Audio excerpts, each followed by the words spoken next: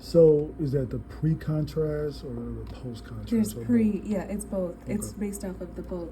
The pre is the T1 native, Mhm. and then the post, the ECV is drawn from that. Okay. So it's a combination of the two. And then what we're using this for is called the Lake Louise criteria for myocarditis. Oh, Google AI, look at that. Okay, so this is updated in 2018. And so in order to be positive for myocarditis, you need one T1 based positive and one T2 based criteria to be met. So like I was saying, the T1 based is the myocardial relaxation times. That's the T1 native. Increased extracellular volume. That was the second map with the 20s that was normal. And then the late gadolinium enhancement. So this is what we've always historically done, right? The late enhancement at 8 to 10 minutes is kind of like long-term necrosis, fibrosis, and scarring.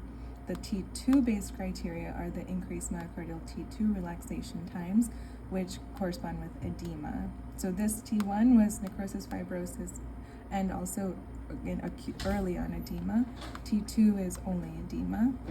And sometimes you can see a higher signal intensity on the T2 images or the ratio. So this ratio, this is actually calculated from the STIR. Okay. So that's where our STIR imaging comes in.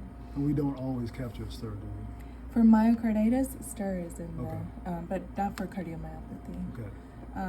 So this was kind of the classic way of looking for the extent of edema.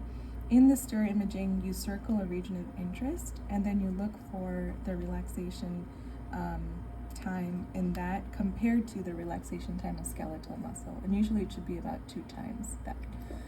But if it's less than, this ratio is less than that, it will be positive for edema. And so the newer way of assessing this was that they created the T2 map, so you wouldn't have to do slice by slice STIR. Yeah. But in the T2 map only looks at 3 slices, so if there is like a smaller area of edema, you might miss it on just that 17 segment map that has the 3 slices. That's why we still run the STIR. Got it.